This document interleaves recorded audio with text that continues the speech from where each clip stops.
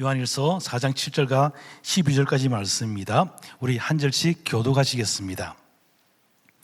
사랑하는 자들아, 우리가 서로 사랑하자. 사랑은 하나님께 속한 것이니 사랑하는 자마다 하나님으로부터 나서 하나님을 알고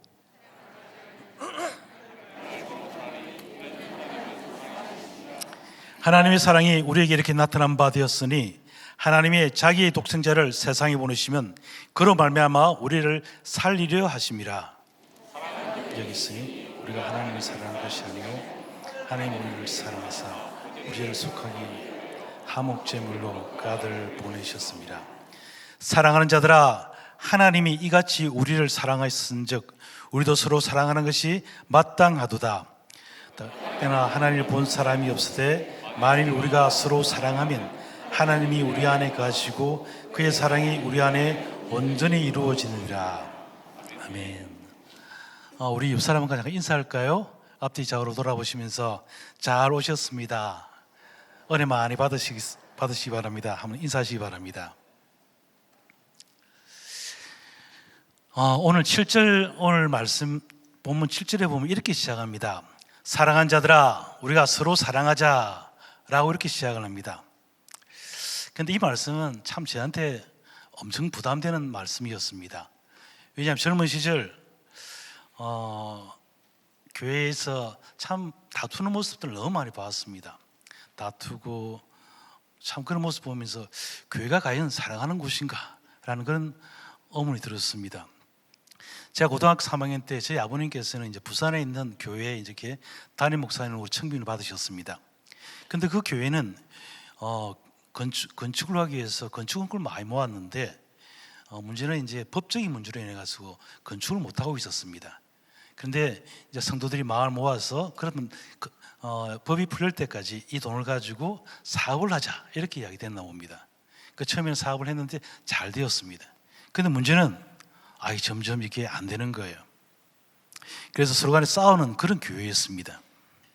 그 교회에 저희 아버님 보내셨고, 그래서 저는 이제 그 교회 열심히 또 섬겼죠. 하루는 주일 예배를 마치고 교회 입구에서 여러분 싸우는 모습을 보았습니다. 서로 멱살을 잡고 싸우는 거예요. 그 모습을 우리 주일학교 학생들이 보고 있었습니다. 근데 그때 마침 제가 또 주일학교 교사였습니다.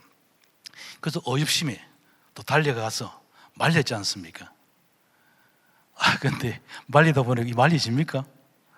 같이 넘어지고 이렇게 했습니다. 근데 문제는 이제 얼마 후에 저를 폭행 가담자로 이렇게 신고를 했더라고요. 고발했더라고요. 아버님께서 이제 중지를 잘 하셔가지고 더 이상 문제는 커지지 않았는데 저로서는 너무나 큰 충격이었습니다. 어떻게 이럴 수가 있을까? 주일 예배마다 서로 사랑하라고 하나님께 영광만 돌리라고 하는데 설교를 마치고 예배를 마치고 나가면서 싸우는 거예요. 또 싸우는 말린 교사를 갖고 고발하고 이런 모습을 보여주는 것입니다. 교회가 어떻게 이럴 수가 있을까? 이런 모습을 보고 성도들이 많이 떠나갔습니다. 그런데 이런 놀라운 사실은 이분들이 여러분 교회를 위해서 싸운다라고 생각하고 있었습니다. 교회 건축을 위해서 많은 헌금을 하였고 열심으로 섬기는 분들이었습니다. 그런데 법적인 문제로 교회 건축이 지연되면서 그 돈으로 사업을 했고, 그런데 그 사업이 잘 되지 않자 책임이 이제 문제가 생기지 않겠습니까? 네 책임, 내 책임, 이런 여러 가지 문제들, 저는 깊이 알지 못하지만 그런 문제들을 가지고 서로 싸우는 모습을 보았습니다. 저는 참담했습니다. 이게 뭘까? 근데 감사하게도 아버님이 사역을 하시면서 서로가 하나가 되어가지고 교회 건축되어졌습니다. 그리고 얼마 후 아버님은 이제 또 다른 교회를 가셨죠. 저는 그 상처가 너무나 오래 갔습니다. 교회 중직자들의 그런 추한 모습을 보면서 그 뒤로는 저는 설교가 귀에 들어오지 않았습니다. 신앙에 회의감이 들었습니다. 아버님 목사이기 때문에 어쩔 수 없이 교회에 출석하였지만 마음은 교회를 떠나 있었습니다. 한마디로 말하면 선데이 크리스찬이었죠. 그래서 저희 소망이 하나 있었습니다. 빨리 취업을 해서 결혼을 해서 우리 집을 떠나는 것이었습니다. 그래서 그 소원이 이루어져서 결혼하지 말자. 마침 제가 다니는 직장에 사원 아파트가 있더라고요. 그래서 결혼하지 말자 바로 기미로 사원 아파트 들어갔습니다.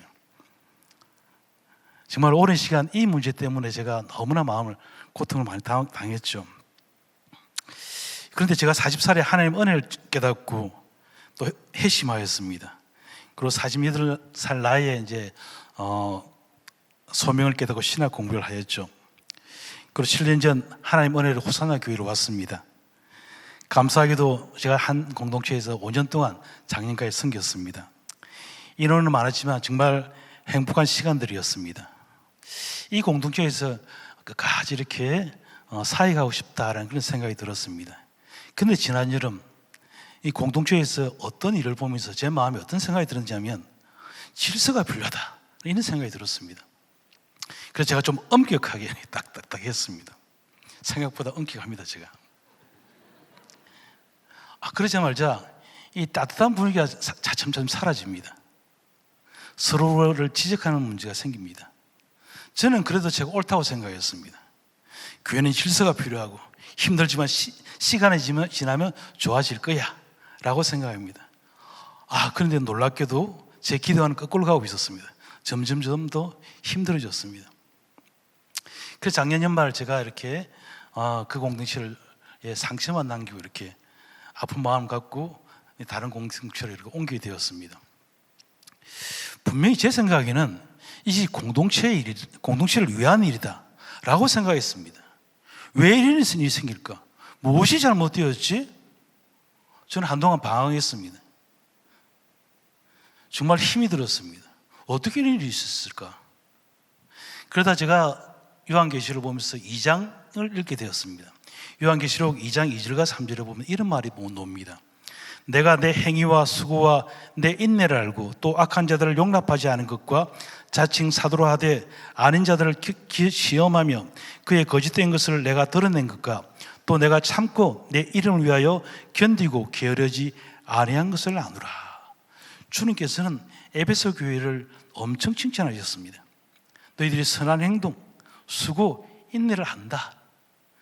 교회에 약한 자들이 들어오는 것을 막고 거짓된 자들이 거짓 자들 행동을 드러내는 그런 수고를 했다라고 칭찬합니다. 특별히 하나님 이름을 위하여 게으르지 않고 헌신하였다고 이렇게 아주 칭찬합니다. 여러분, 이때 당시 에베소 교회는 로마 시대였습니다. 신앙을 지키기 힘든 시대였습니다. 그런데도 그들은 진리를 위해서, 교회의 선교를 위해서 이렇게 열심히 지켰습니다. 최선을 다했습니다. 전심 전력을 했습니다. 그런데 여러분, 놀라운 말씀이 그 다음에 이어집니다. 4절에 보면 그러나 너를 책망할 것이나니 너의 처음 사랑을 버리는노니라. 와, 뭐지? 근데 그 뒤에 더 무서운 말씀을 하십니다. 그러므로 어디서 떨어졌는지 생각하고 회개하여 처음 행민을 가지라. 만일 그리하지 아니하고 회개하지 아니하면 내가 내게 가서 내 촛대를 그 자리에서 옮기겠다라고 이렇게 말씀하십니다. 하나님께서는 처음 사랑을 버린 그 에베소 교회를 향해서 너희가 회개하지 않으면 그 촛대를 옮겨버리겠다는 것입니다. 이 촛대는 바로 교회를 의미합니다. 이런 교회의 머리가 누구시죠? 예수님이십니다. 그 말은 다르게 이야기하면 그 교회에 예수님께서 떠나가시겠다는 것입니다. 주님이 없는 교회가 있습니까? 아니죠. 마찬가지로 이면 사랑이 없는 교회는 교회가 아니다라는 것입니다. 저는 이 말씀을 묵상하면서 충격을 받았습니다. 왜 그런 문제가 생겼는지 저는 알게 되었습니다. 저는 질서를 세운다고 하면서 그동안 사랑과 정숙으로 저를 도와주신 분들을 외면했던 것입니다. 질서만 생각했지 관계를 너무나 가볍게 생각하였습니다. 그래서 저희 젊은 시절에 생각이 났습니다. 제가 받은 상처를 그분들이 똑같이 이렇게 제가 했더라고요.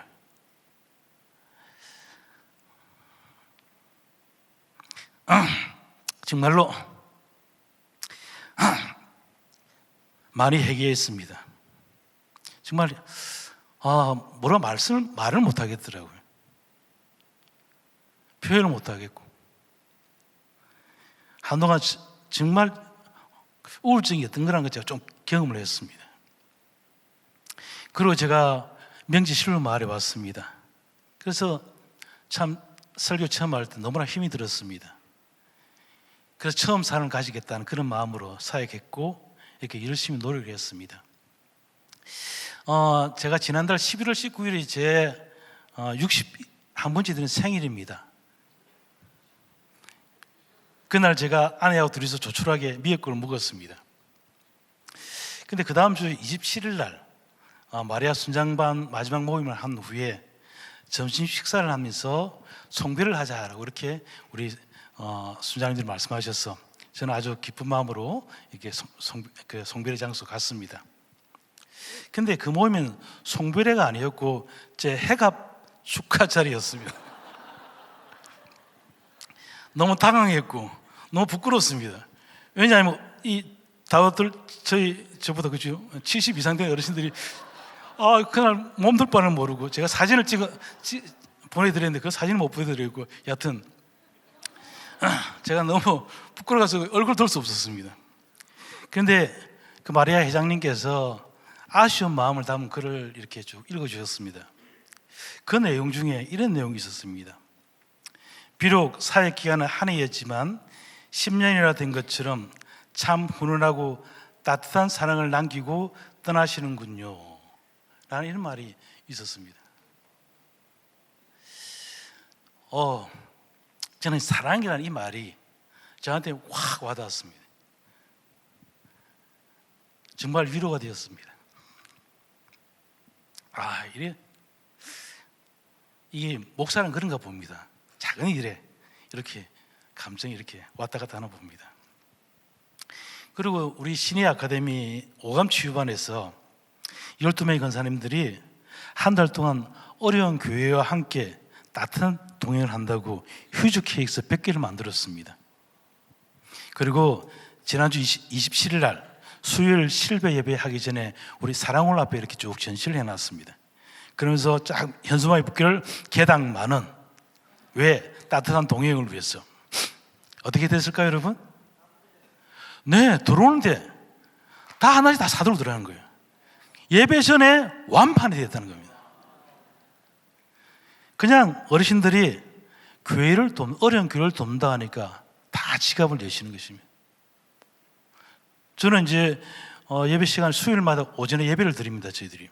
그래서 예배 시간에 그 광고를 하려고 아주 간절한 마음으로 반드시 사야 된다는, 안 사면 안 된다는 그런 마음을 제가 쫙 지어가지고 딱 하려고 했는데 회장님 오시면 완판됐습니다. 얼마나 감사했는지. 제가 실로만에 7년을 섬겼습니다. 그동안 저는 참 저희 부족을 깨닫게 되었고, 참 우리 어르신들이 얼마나 사랑이 많고 교회에 대한 기도를 많이 하시는지 정말 고향 같은 그런 느낌 참 많이 받았습니다. 정말 7년의 사역은 제가 사역했다기보다는 그 어르신들을 통해서 제가 은혜 받은 그런 시간들이었습니다. 여러분, 우리는 하나님 자녀이기 때문에 하나님 자녀답게 우리가 서로 사랑하며 섬겨야 됩니다. 그럼 여러분, 우리가 어떻게 사랑하면 되겠습니까? 오늘 7절 중반절에 보면 이렇게 이야기합니다. 사랑은 하나님께 속한 것이니 사랑하는 자마다 하나님부터 나서 하나님을 알고. 하나님께서 우리에게 요구하시는 사랑은 어떤 사랑이에요? 하나님께 속한 사랑. 이 원어로 보면 아가페라고 되어 있습니다. 여러분 잘 아시죠? 아가페 사랑은 무조건적인 사랑, 헌신하는 사랑, 그런 사랑을 이야기합니다. 여러분, 남자 간의 사랑을 에로스로 하지 않습니까? 근데 한 사람만 사랑하면 어떻게 되죠? 그걸 짝사랑이라고 그러죠. 그죠? 정상적이 아니라는 거죠. 남녀가 친구 간의 우정도 어떻습니까? 한쪽만 하면 좀 이상하죠. 그런데 여러분, 하나님께서는 우리에게 일방적으로 아무 조건 없이 다른 사람을 사랑하다고 합니다. 그럼 어떻게 우리가 이 아가페 사랑을 할 수 있겠습니까? 오늘 7절 말씀에 보면 하나님부터 나야 한다라고 합니다. 하나님부터 나야 한다. 나야 한다. 여러분, 하나님부터 난다는 의미는 여러분, 예수를 믿고 제시선 받고 성령으로 거듭나야 한다라는 그런 의미를 포함하고 있습니다. 아가페 사랑을 하기 위해서는 내 본성으로 되어진 것이 아니고 거듭난 사람만이 가능하다는 것입니다. 여러분, 우리는 예수 그리스도를 믿고 제시선 받고 성령 하나님부터 거듭난 그런 사람입니다. 여러분 믿으시죠? 아닌가 봐요. 네, 여러분 그런 사람들입니다. 우리 거듭난 하나님의 자녀들입니다. 그래서 이 사랑을 하면 여러분 하나님을 알게 된다라고 합니다. 7절 후반절과 8절에 보면 사랑하는 자마다 하나님으로부터 나서 하나님을 알고 사랑하지 아니하는 자는 하나님을 알지 못하나니 이는 하나님은 사랑이심이라. 하나님부터 나온 아가페 사랑을 하게 되면 하나님을 안다라고 합니다.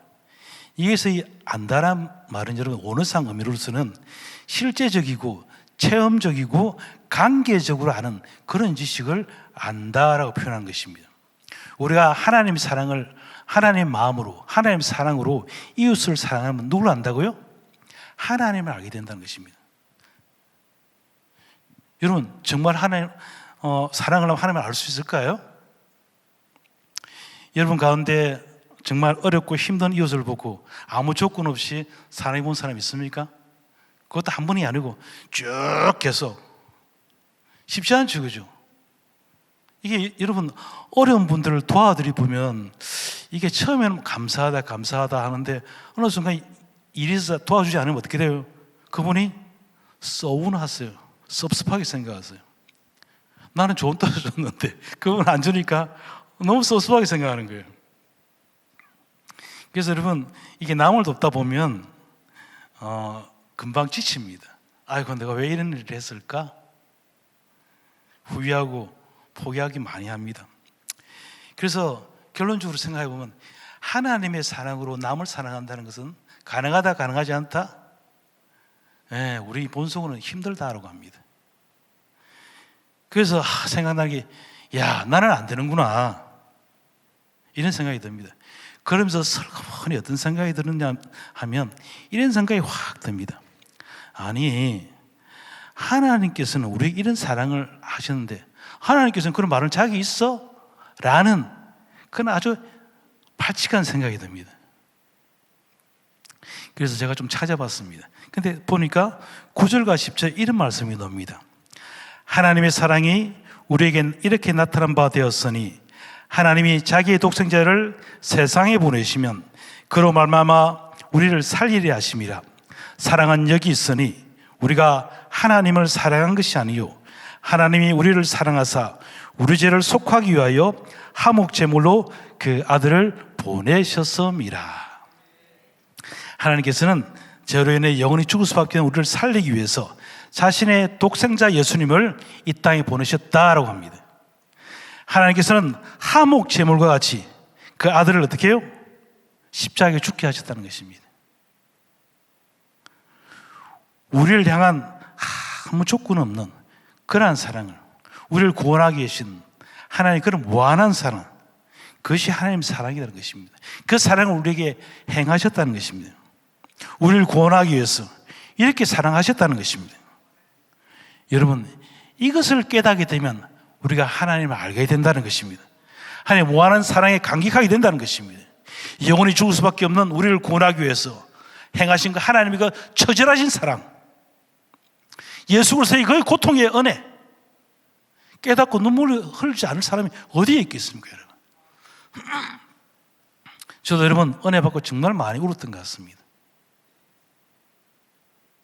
1년을 울었던 것 같습니다. 매일 기도에 참석해서 울고 그냥 머리만 수그리면 눈물이 나왔습니다. 옆에 휴지를 갖다 놓고. 그래서 마음의 생각은 평안이 오고 나도 이 받은 사랑 남에게 전해야 되겠다라는 그런 마음이 들었습니다. 그래서 처음 은혜 받을 때 참 전도를 많이 다녔습니다. 만나면 보면 전도지 나눠주고 신학교 다니면서도 옆에 그 병원이 있습니다. 큰 병원이. 그 병원마다 금요일에 가서 전도를 하고 그런 뜨거운 마음이 생겼습니다. 이 마음을 어떻게 전할 수 있을까? 이 사람을 어떻게 전할 수 있을까? 그런 마음이 들었습니다. 그런데 여러분, 이 사랑도 쉽게 되어집니다. 왜 그럴까요? 우리는 거듭났지만 죄된 육신 가운데 살아가게 되는 것입니다. 한계가 있는 것이죠. 그때마다 우리는 어떻게 해야 되겠습니까? 하나님께 기도를 해야 됩니다. 주님, 주의 마음을 나에게 부어달라고. 그렇게 되면 여러분, 주님께서 마음을 부어주시고 기쁨으로 그 사역을 감당해 하신다는 것입니다.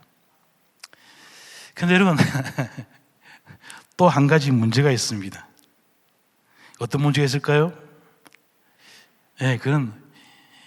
이게 여러분, 남을 돕는다는 것이 뭐가 들어갑니까? 돈이 들어갑니다. 이게 그동안 모았던 돈을 남 주기 어렵습니까? 어렵습니다. 아까운 생각이 절로 듭니다. 전도지는 줄 수 있을지언정 집회를 가서 만 원 주기는 힘들잖아요, 그죠? 그게 우리 마음입니다. 그런데 여러분, 불가능하지 않을까라고 생각하는데, 그러면 하면 할수록 손해만 되지 않을까라는 그런 마음이 들 수가 있죠. 그런데 하나님께서는 우리 마음을 너무나 잘 아시고 이렇게 그 답을 주셨습니다. 이사야 58장에 보면 여러분, 이스라엘 백성들이 하나님께 축복을 받기 위해서 금식을 하였습니다. 근데 그것을 본 이사야 선지자가 너무나 안타까운 거예요. 그래서 진짜 너희들이 축복받는 비결을 가르쳐 줄게 이러면서 쓴 장이 이사야 58장입니다. 자, 이사야 58장 6절과 7절을 제가 천천히 한번 읽어보겠습니다. 내가 기뻐하는 금식은 흉악의 결박을 풀어주며 멍에의 줄을 끌어주며 압제당한 자를 자유하게 하며 모든 멍에를 꺾는 것이 아니겠느냐. 또 줄인 자에게 내 양식을 나누어 주며 유리한 빈민을 집에 들이며 헐벗는 자를 보면 입히며 또 내 골욕을 피하여 스스로 숨지 아니하는 것이 아니겠느냐. 이사야 선지자 시절은 여러분, 가장 힘든 사람들이 억울하게 옥살게 하고 남에게 착취당하고 먹을 것이 없어 굶주리고 입을 것이 없어 추에 떨고 있는 이런 사람들이 그 시대에 가장 힘든 사람들이었습니다. 이들을 돕고 섬기면 하나님께서 이런 축복을 약속하셨습니다. 8절과 9절에 보면 내 빛이 새벽같이 비칠 것이며 내 치유가 급속할 것이며 내 공의가 내 앞에 행하고 여호와의 영광이 내 뒤에 호위하리니 내가 부를 때에는 나 여호와가 응답하겠고 내가 부르짖을 때에는 내가 여기 있다 하리라. 아멘이죠? 어떤 사람에게요? 착취당하고 굶주리고 입을 곳이 없어 떨고 억울하게 옥살이하는 사람을 돕는 사람에게. 여러분이 좋아하는 거죠? 내가 부를 때 어떻게 한다고요? 하나님께서 응답하겠고 내가 부를 때 내가 여기 있다 라고 나타난다는 겁니다. 그보다 더 어떤 말이 제 눈에 쏙 들어왔냐면 내 공의가 내 앞에 행하고 여호와의 영광이 내 뒤에 호위한다는 것입니다. 하나님이 너와 함께 하시겠다는 거예요. 대박이죠, 그죠? 와, 이런 축복을 약속. 여러분 다 아시는 거죠? 저 혼자 이렇게 막 이렇게 떠드는 거 아니죠? 여러분 이것만이 아닙니다.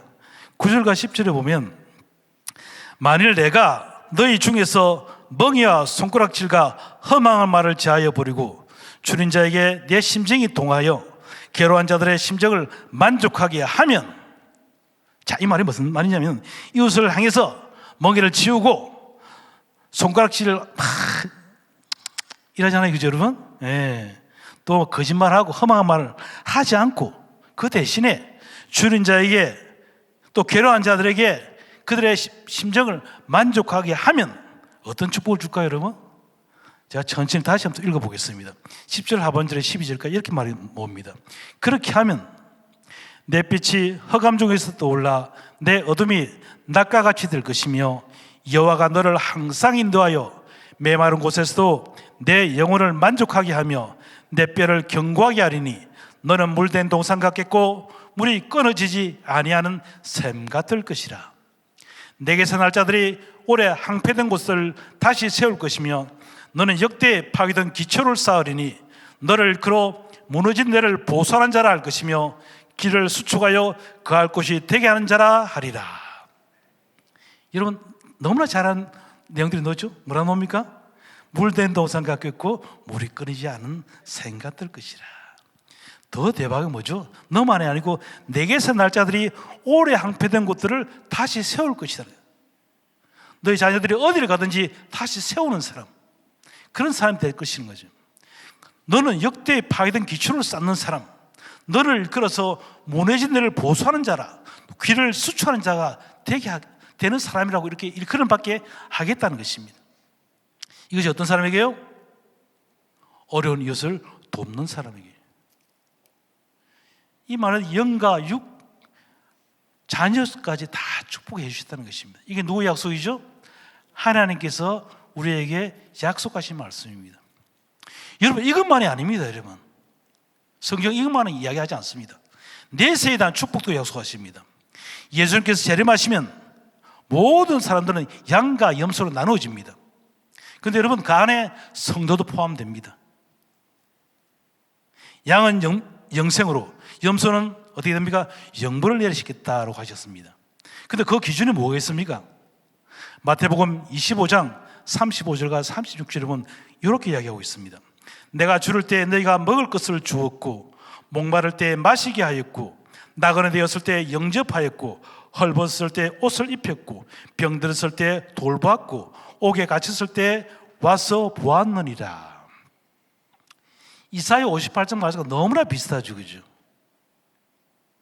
주님께서는 영생에 받을 사람들에게 줄이고 목마르고 나그네 되었고 입을 것이 없어 헐벗고 병들고 옥에 갇힌 사람을 돌아본 사람에게 영생을 주겠다는 것입니다. 그 사람이 누구라고요? 나다. 내가 너의 예수님이라는 것입니다.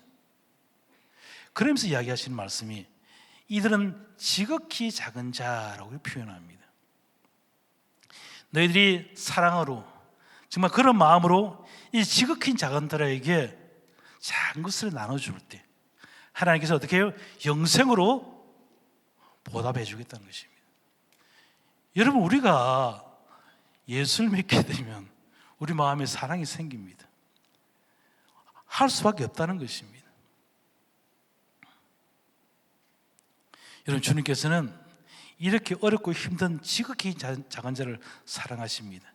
그래서 지극히 작은 자를 도우면 하나님께서는 영원한 생명의 축복을 주시겠다라고 이렇게 약속하셨습니다. 여러분 하늘과 영혼과 이 땅의 삶 축복과 자녀의 축복, 어디 축복까지 주죠? 내세의 축복까지 약속하셨습니다. 그 조건이 뭐였습니까? 어려운 이들, 지극히 작은 자들을 돌아볼 때 하나님께서 이러한 축복을 주시겠다라고 이렇게 말씀하시는 것입니다. 근데 여러분 주위에 이런 어려운 분들이 있으십니까? 과거에는 참 많았습니다. 동양하는 사람도 있었고. 그런데 요즘은 그런 분은 없죠. 왜냐하면 우리나라가 그만큼 많이 부강해졌기 때문입니다. 이런 어려운 분들 찾기 힘듭니다. 그렇다면 여러분 안 해도 될까요? 아닙니다. 여러분 우리 주위를 자세히 살펴보면 여러분 힘든 분들이 의외로 참 많습니다. 그 중에 하나님의 사랑이 꼭 필요한 분들을 한번 소개하도록 하겠습니다. 그분들이 누구냐면 노인들입니다. 여러분. 자, 우리 표를 한번 볼까요? 보면 1965년도에도 해도 우리나라 평균 수명이 남자는 65세, 여자는 73세였습니다. 요즘 65세가 좀 청년이지 않습니까? 그죠? 저도 올해 보니까 65세는 뭐. 근데 그러다가 2020년 되니까 남자는 81세, 여자는 87세입니다. 남자는 16년, 여자는 13년이 길어졌습니다. 근데 이런 문제가 있습니다. 옛날에는 장수가 축복이었습니다. 그런데 요즘은 아이고 어르신 100세, 110세, 110세까지 참 사실 것 같습니다. 그러면 뭐랍니까? 별로 이렇게 탐탁하게 생각하지 않습니다. 왜냐하면 어떻습니까? 나이가 들수록 건강이 나빠집니다. 특히나 돈이 없으면, 어려우면 오래 사는 것이 힘들 수가 있습니다. 걱정을 합니다. 그래서 이분들의 소원이 뭡니까? 건강하게 오래 살다가 참지래 천국 가는 것이 소원입니다. 근데 우리나라 여러분 다음 표 한번 보시겠습니까? 우리나라 노인 빈곤율이 여러분 약 40%입니다. OECD 국가 중 가장 높습니다. 어르신들을 위해서 나라에서 많이 지원을 합니다. 그렇지만 그 돈이 상당히 몇십만 원 되지 않습니다. 이분들은 젊은 시절 자녀들을 위해서 살았습니다. 교육을 시키고 재산을 모으지 못한 분들이 참 많이 있습니다. 그런데 오래 살게 되어졌다는 것입니다. 그러다 보니 어떤 문제가 생길까요? 다음 표 한번 볼까요? 네, 노인 자살률이 높아지고 있습니다. 세계적으로 이것도 1등이랍니다. 80대 노인은 어떻습니까? 10만 명당 133명이 자살을 하고 있습니다. 준비가 안 된 것이었죠. 다음 표를 한번 보시겠습니다. 그런데 우리나라 인구 분포들을 보면 참 비정상입니다. 저기 보면 그 파란색이 남자이고 검은 색깔이 여자입니다. 막대 그래프의 크기가 인구수를 이야기합니다. 그 제일 밑에가 0세부터 9세, 그 다음에 10세부터 19세 이렇게 쭉 올라갑니다. 가장 긴 줄이 뭘까요? 어떤 나이대일까요? 50대입니다. 50대에서 59세가 가장 많고, 그 다음에 어디입니까? 60대나 40대죠. 비슷합니다. 위로 가서 작아지고 밑으로 갈수록 더 작아집니다. 자, 그러면 10년 후가 되면 어떻게 될까요? 20년 후가 되면 어떻게 될까요? 문제가 심각해지는 거죠. 이제 50 넘어가면 이제 은퇴를 하기 시작, 60 넘어가면 은퇴를 합니다. 인구들이 젊은 사람이 줄어드는 거죠. 노인들은 점점 많아집니다. 지금 내년이면 우리나라가 초고령 사회로 진입한다고 합니다. 5년에는 노인 인구가 25%가 점한다고 합니다. 시간 할수록 노인 인구는 증가하고 젊은 사람은 작아지고, 이러다 보니 노인들을 부양하는 사람들이 점점 작아지고 힘들어지는, 그게 우리 사회의 지금 모습이다라는 것입니다. 그래서 우리 교회에서 어떻게 합니까? 자녀가 놓으면 뭘 드리죠? 한 달 드리는 이유가 있습니다. 그만큼 중요하다는 것입니다. 그럼 여러분, 우리 교회는 어떻습니까? 저는 7년 동안 실버 사역을 하였습니다. 제가 7년 전 처음 섬길 때 비해서 지금은 딱 2배로 불어났습니다. 인원이, 재적이.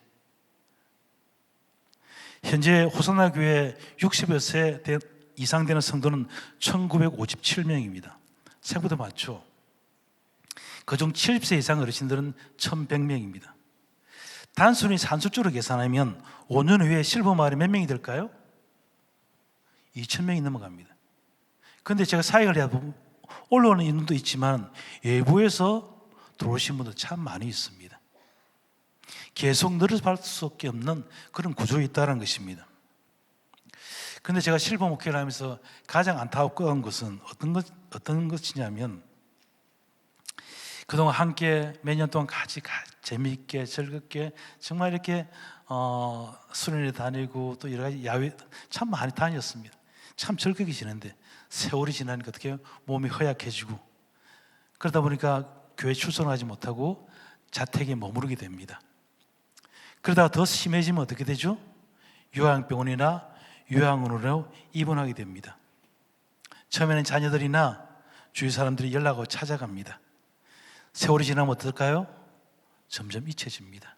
요양병원에 지금 10년 이상 되신 분도 계십니다, 여러분. 이들은 여러분 대부분 이분들은 호산나 교회가 여기까지 성장하는 동안 오랜 세월 기도로 물질로 헌신하셨던 분입니다. 열심히 섬겼기 때문에 하나님께서 부르시는 그때까지 건강하고 맑은 정신으로 살아갈 것으로 생각하였습니다. 그런데 현실은 그것이 아니었습니다. 거동을 하지 못해서 요양병원에 턱 누워 계십니다. 어떤 마음이 들겠습니까, 여러분? 신방을 가보면 외로움과 두려움과 우울증이 빠져 있습니다. 오늘 새벽에도 제가 전화를 한 통화 받았습니다. 오랫동안 잘 섬기셨고, 근데 올 초에 요양병원 입원하셨습니다. 그냥 전화가 와가지고 막 울기만 하시는 거예요. 다른 말 안 하셔요. 저는 기도를 해드렸지만 그 상황을 너무나 잘 아는 제가 마음이 먹먹한 것이었습니다. 입원하지 않은 어르신들은 어떻겠습니까?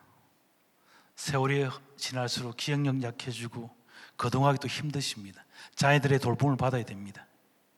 재정적으로 풍족하면 모르지만 어려워지면 어떻습니까? 무시당하고 좀 천시당합니다. 미래에 대한 불안들, 현실의 아픔들, 그럼 어떻게 옵니까? 우울증으로 온다는 것입니다. 제가 6년 전 우리 교회에서 호산나 신의 아카데미를 했습니다. 하면서 강서구 보건소와 협력해서 실버 어르신들을 대상으로 우울증 조사를 했습니다. 그런데 놀랍게도 여러분 25% 이상 정도가 우울증 증세가 있었습니다.